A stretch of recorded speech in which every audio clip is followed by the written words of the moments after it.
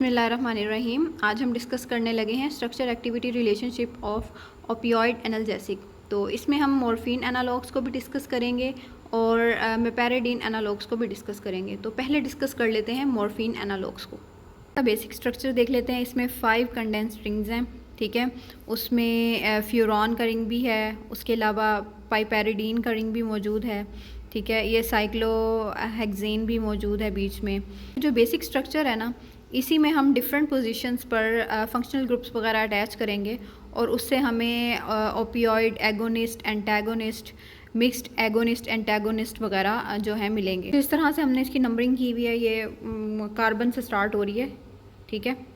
और इस नंबरिंग में टोटल 17 नंबरिंग्स हमने दी हैं, ठीक है। 17 पोजीशंस दी हैं, उनमें से 16 जो हैं वो कार्बन के पास ही हैं और जो 17 है वो नाइट्रोजन के पास है।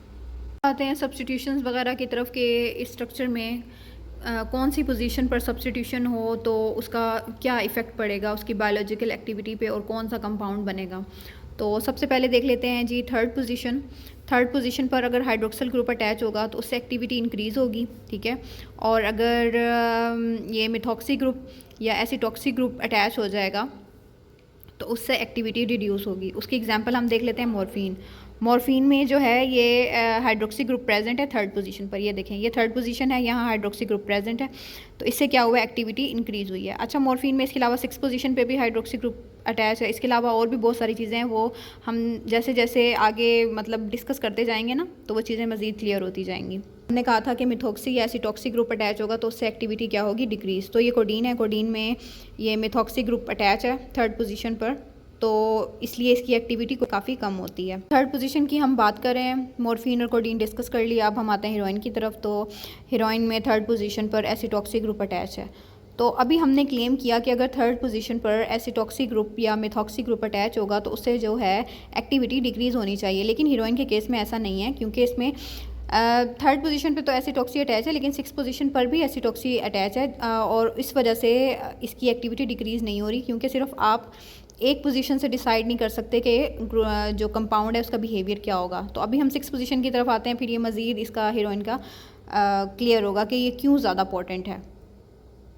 अब हम आते हैं 6 पोजीशन की तरफ। तो 6 पोजीशन पर अगर हाइड्रोक्सिल ग्रुप या एसिटॉक्सी ग्रुप अटैच होगा उससे एक्टिविटी इंक्रीज़ होगी, और अगर हाइड्रोजन एटम या फिर कीटोन ग्रुप अटैच होगा तो उससे एक्टिविटी डिक्रीज़ होगी। तो ये मॉर्फिन का स्ट्रक्चर है।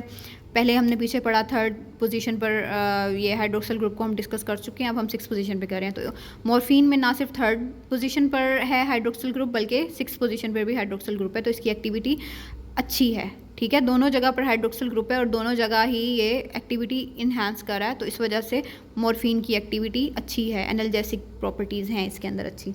कोडीन की बात करें तो इसमें थर्ड पोजीशन पर हमने देखा था कि मिथॉक्सी ग्रुप अटैच था और 6 पोजीशन पर हाइड्रोक्सी ग्रुप अटैच है।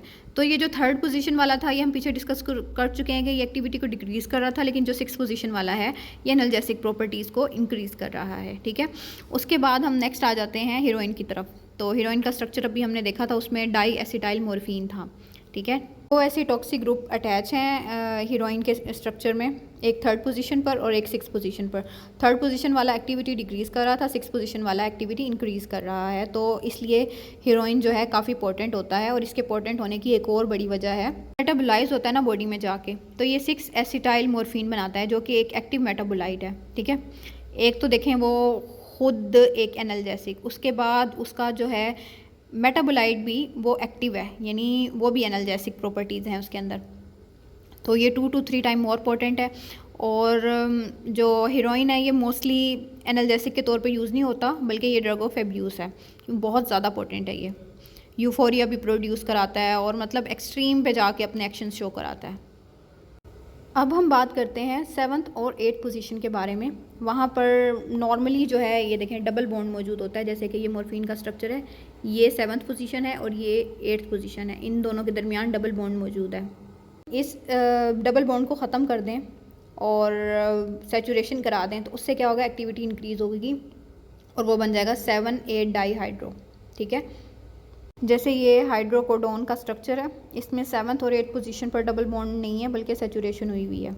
तो सैचुरेशन से क्या होता है कि एक्टिविटी मज़ीद इंक्रीज़ होती है। जैसा कि अभी मैंने डिस्कस किया कि जो 6 पोजीशन होगी, अगर वहाँ पे कीटोन अटैच होगा तो उससे क्या होगा, एक्टिविटी डिक्रीज़ होगी। लेकिन अगर 6 पोजीशन पर कीटोन ग्रुप मौजूद है और 7-8 पोजीशन पर सैचुरेशन हुई हुई है, तो ये दोनों चीज़ें जब साथ में होंगी तो उससे क्या होगा कि एक्टिविटी इन्हांस हो जाएगी, एनाल्जेसिक प्रॉपर्टीज़ मज़ीद बढ़ेंगी। ये हाइड्रोकोडोन का स्ट्रक्चर है। जैसे कोडीन में 3rd पोजीशन पर मिथॉक्सी ग्रुप अटैच था, इसमें भी अटैच है, लेकिन डिफरेंस कहाँ आ रहा है, 6 पोजीशन पर कोडीन में हाइड्रोक्सिल ग्रुप अटैच था, जबकि इसमें कीटोन ग्रुप अटैच है। और 7th और 8th पोजीशन पे कोडीन में डबल बॉन्ड था, जबकि यहाँ पर सेचुरेशन है। ये हाइड्रोमॉर्फोन का स्ट्रक्चर है। 3rd पोजीशन पे मॉर्फिन में भी हाइड्रोक्सिल ग्रुप अटैच था, हाइड्रोमॉर्फोन में भी हाइड्रोक्सिल ग्रुप ही अटैच है, लेकिन डिफरेंस कहाँ पर आ रहा है, यहाँ 6 पोजीशन पर और 7 और 8 पोजीशन पर। 6 पोजीशन पर देखें यहाँ पे कीटोन अटैच है और 7-8 पोजीशन पर डबल बॉन्ड की बजाय सेचुरेशन हुई हुई है। तो this is the difference between morphine and हाइड्रोमॉर्फोन।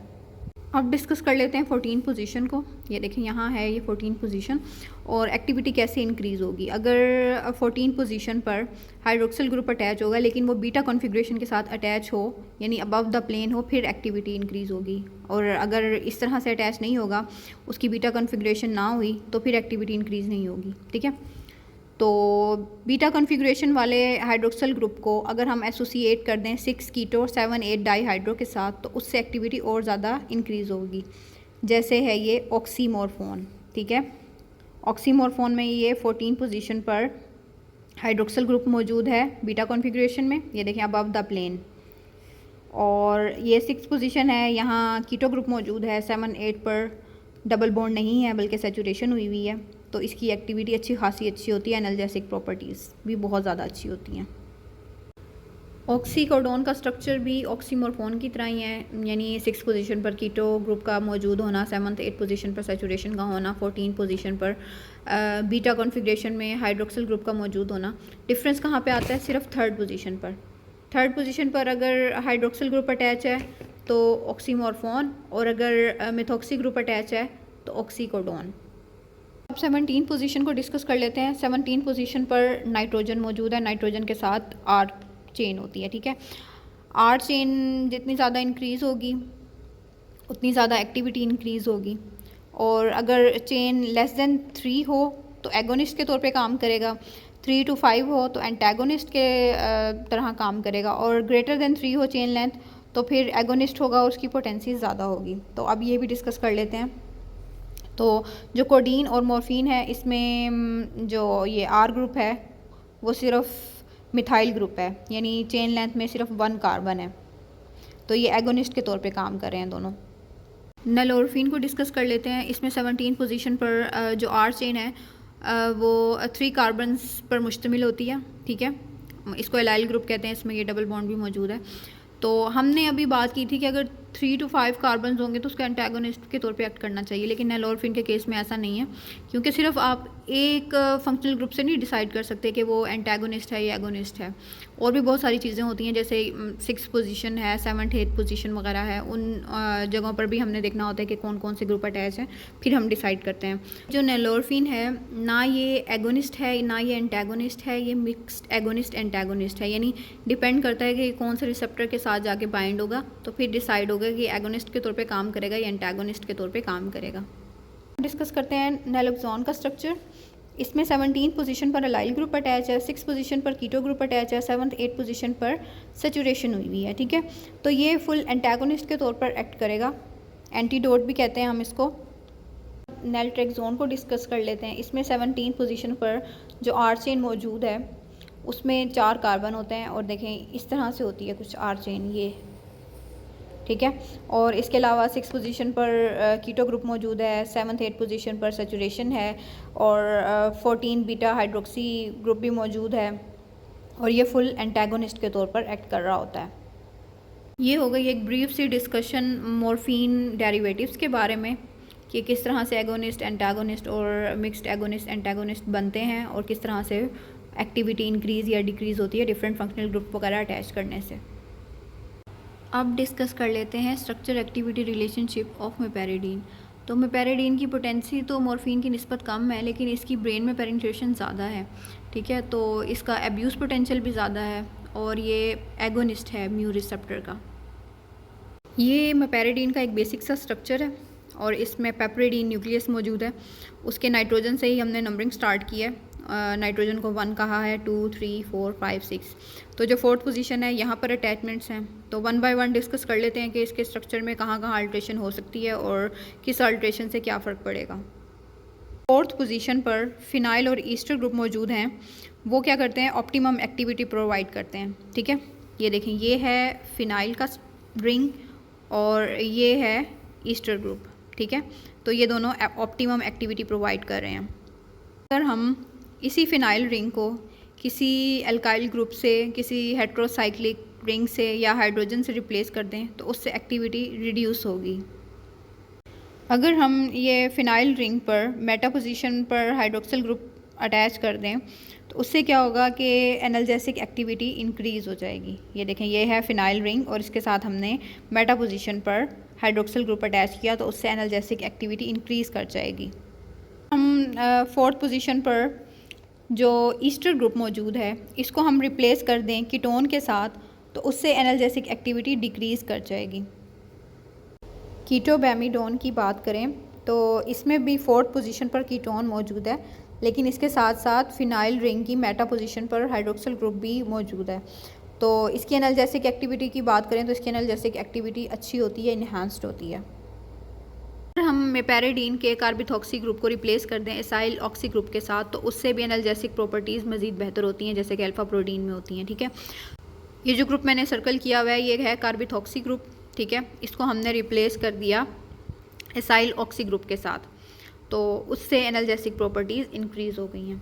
अगर कार्बिथॉक्सी ग्रुप को कार्बोक्सी आइसोप्रोपाइल ग्रुप के साथ रिप्लेस कर दें तो उससे भी एक्टिविटी जो है इंक्रीज़ होगी, एनाल्जेसिक एक्टिविटी। अगर हम मेपेरिडीन के स्ट्रक्चर में 3rd पोजीशन पर मिथाइल ग्रुप इंट्रोड्यूस करा दें तो उससे हमारे पास 2 आइसोमर्स बन रहे होते हैं, सिस और ट्रांस। ठीक है, अल्फ़ा प्रोटीन ट्रांस और बीटा प्रोटीन सिस। तो जो सिस है आइसोमर, इसकी एक्टिविटी इंक्रीज़ होती है और जो ट्रांस आइसोमर है इसकी एक्टिविटी डिक्रीज़ होती है। अच्छा, नॉर्मली नाइट्रोजन पर जो है ये मिथाइल ग्रुप होता है, लेकिन अगर हम मिथाइल ग्रुप को किसी और ग्रुप से रिप्लेस करा दें जैसे एराइल एल्काइल ग्रुप से तो उससे भी एक्टिविटी इंक्रीज़ होती है, जैसे कि ये फिनेरिडीन का स्ट्रक्चर है।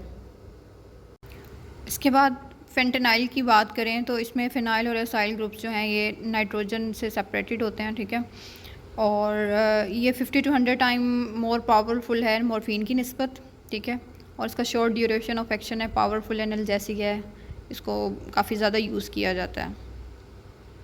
So this was all about the structure activity relationship of opioid analgesics and I hope कि आप लोगों को समझ आया होगा। बाकी अगर आप लोगों को कोई क्वेश्चन पूछना हो इस टॉपिक के हवाले से तो आप कमेंट सेक्शन में पूछ सकते हैं और चैनल को सब्सक्राइब ज़रूर कर दें, लाइक ज़रूर कर दें। Thank you so much.